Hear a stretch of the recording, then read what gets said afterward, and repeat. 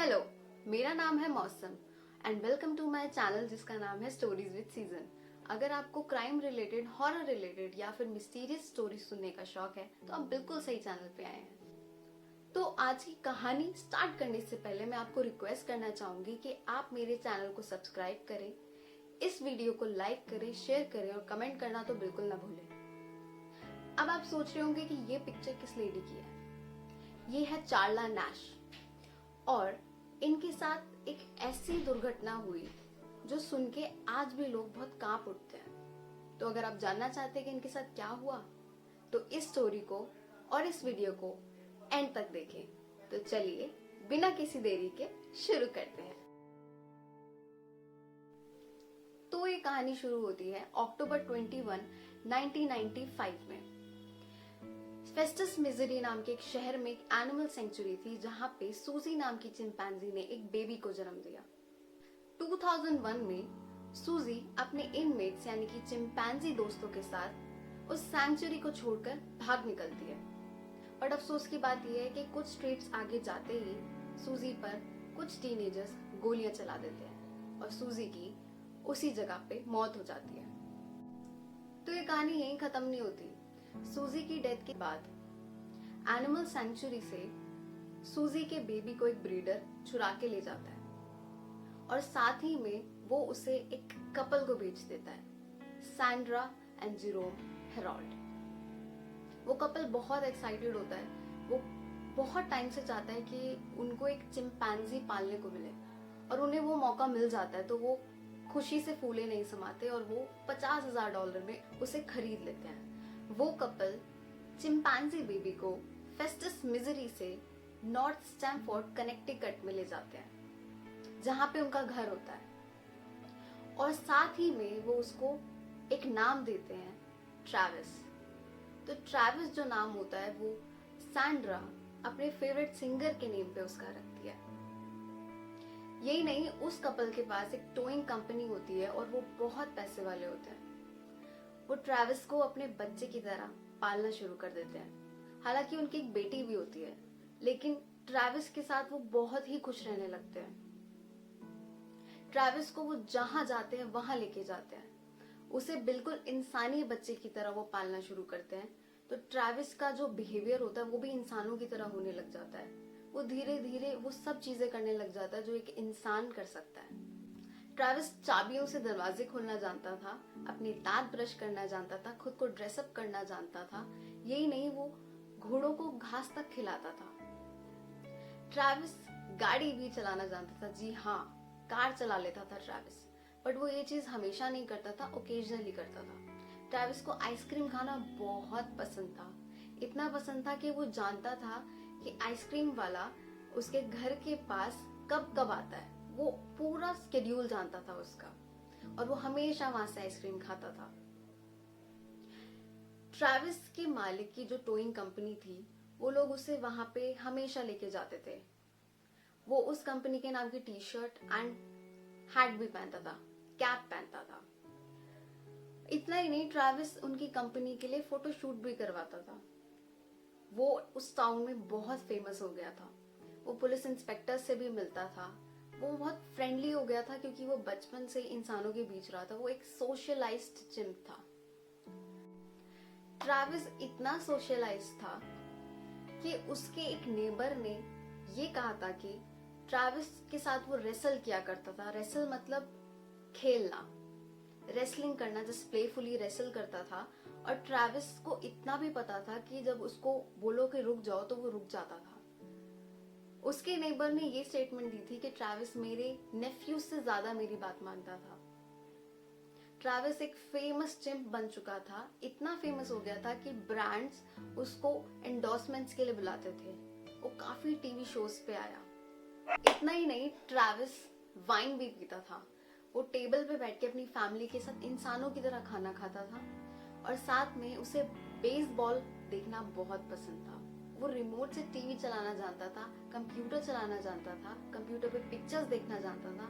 Travis था तो एक जानवर, एक वाइल्ड एनिमल, बट बिल्कुल इंसानों वाली जिंदगी जी रहा था। पर क्या ये चीज हेल्दी थी? क्या ट्रैविस के साथ ऐसा होना चाहिए था?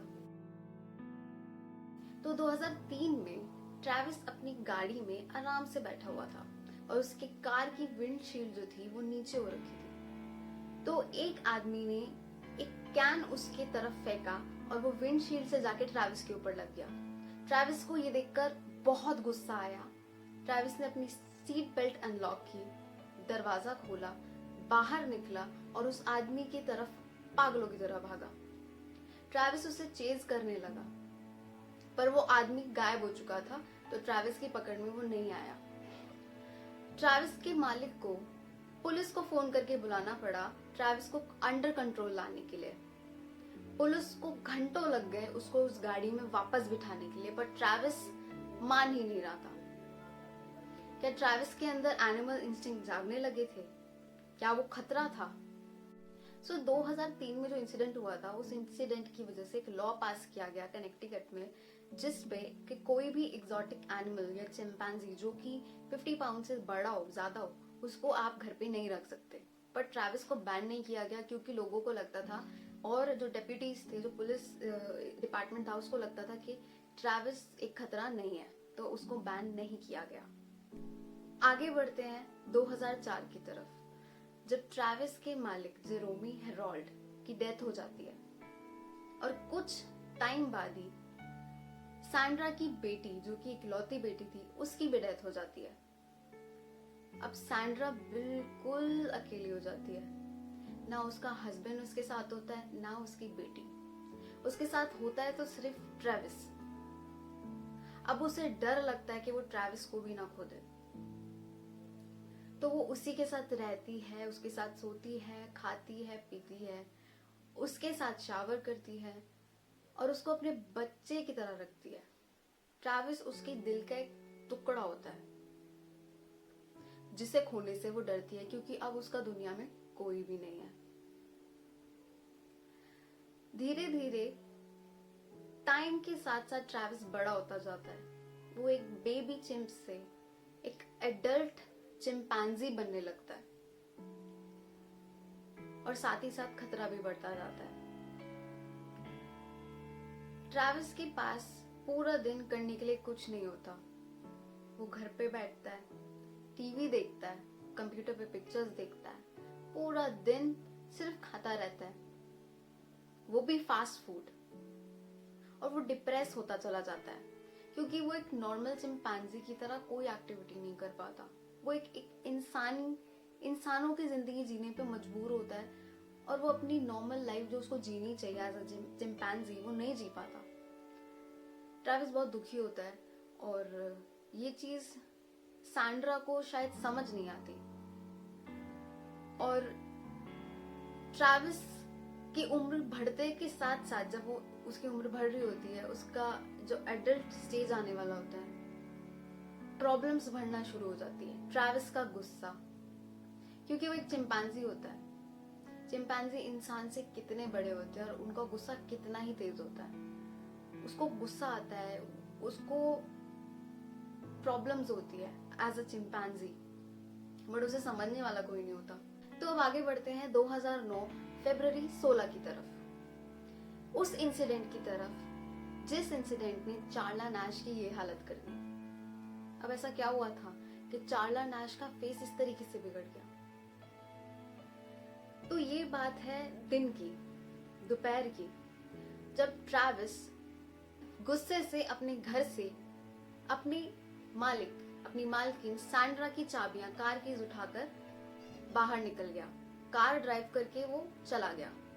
सैंड्रा बहुत परेशान हो गई कि ट्रैविस का बिहेवियर इतना बिगड़ता क्यों जा रहा है और ट्रैविस गुस्से में कहाँ गया है। तो वो थोड़ी घबराहट में आ गई कि गुस्से में एक चिंपैंजी, कहीं ना कहीं वो भी जानती थी कि वो एक चिंपैंजी है और वो अटैक कर सकता है। तो घबरा गई और उसने जल्दी से अपनी बेस्ट फ्रेंड को फोन लगाया जिसका नाम था चार्ला नैश। चार्ला जल्दी से कार ड्राइव करके उसके घर की तरफ आई और वो ट्रैविस को बचपन से जानती थी। वो उनकी टोइंग कंपनी की मैनेजर भी रह चुकी थी, तो उनको लगता था कि ट्रैविस से उनको कोई खतरा है ही नहीं और वो फेमिलियर थे।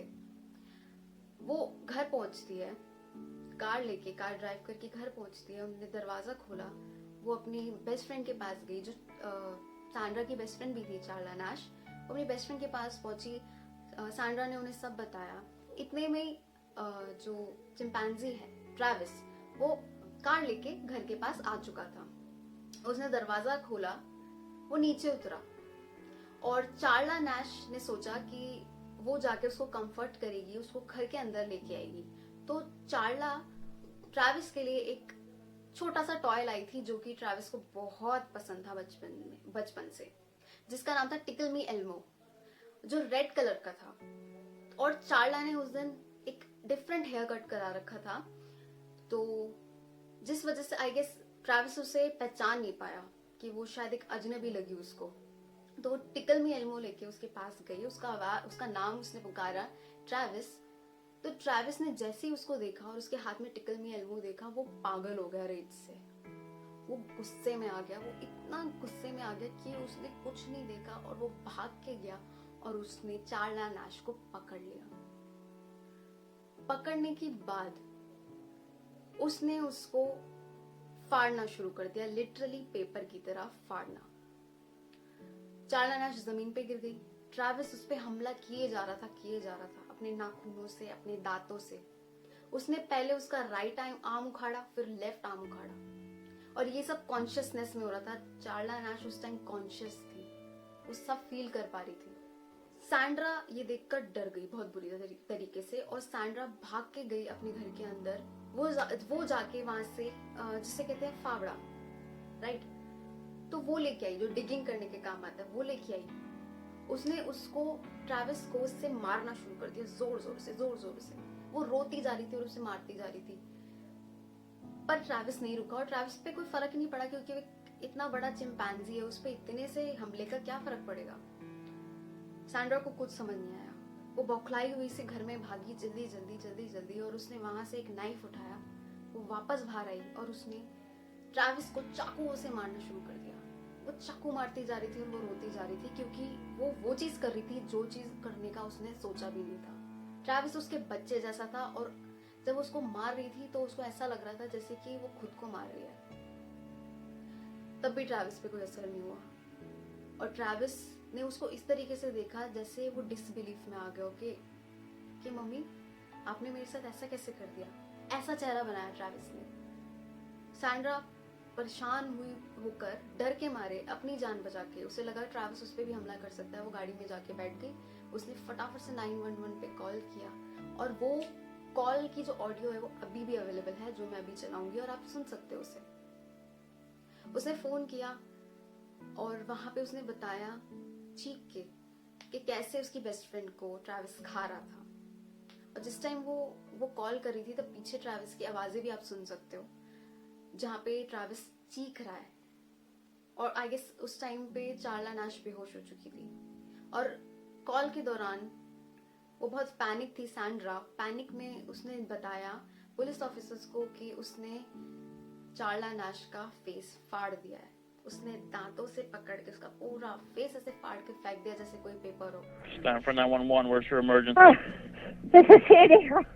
241 Rock Clement Road. What's the Send problem? the police. Send the police. What's the problem there? The chimp killed my friend. What's the problem with your friend? Oh, please. What's the problem with your friend? I need to know. Send the police up with a gun. Hurry Who up. has a gun? Please, hurry up. He's killing my girlfriend. What is the problem? He's killing my friend. Who's killing your friend? My chimpanzee. Oh, your chimpanzee is killing your friend. Yes.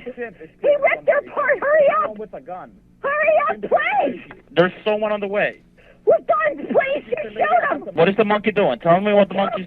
He ripped her face off. He ripped her face off? He's trying to attack me. Please, Okay, hurry. I need you to calm down a little bit. They're on the way. Can you put yourself away? I don't want the monkey attacking you. Please, hurry up. Listen to me. They're on the way, ma'am. Guns. They gotta shoot him, please. Please, hurry. Are you there with your friend? I need... थोड़ी देर में ambulance आई, police आई। Travis ये सब करके भाग चुका था। उसको पूरा खत्म करके भाग चुका था। चार्ला नैश मरी नहीं थी, वो जिंदा थी। और ट्रैविस जाके पता नहीं कहाँ चला गया था। तो पुलिस जब पहुंची वहां पे मौके पे, तब ट्रैविस पता नहीं कहाँ से आ गया। उसने पुलिस की कार का जो फ्रंट सीट का दरवाजा, जो विंडो होती है, उसको तोड़ के उसने दरवाजा खोल लिया। और वो हमला करने वाला था पुलिस डेप्यूटी पे कि उसने इतनी देर में गन शूट कर दिया, क्योंकि उन्हें वो ये करना नहीं चाह रहे थे, बट उनको करना पड़ा क्योंकि उनकी जान पे खतरा आ गया। उन्हें गन शूट कर दिया, ट्रैविस को गोलियां लगी काफी सारी, और ट्रैविस मौके से गायब हो गया। उन्होंने ट्रैविस की परवाह ना करते हुए जल्दी से चार्ला को एम्बुलेंस में बिठाया और हॉस्पिटल भेज दिया। तो चार्ला नैश की हॉस्पिटल ले जाके 7 से 8 इमरजेंसी सर्जरीज की गई। चार्ला नैश जी गई, उसको कुछ हुआ नहीं, उसकी डेथ नहीं हुई, और ये बहुत खुशी की बात थी।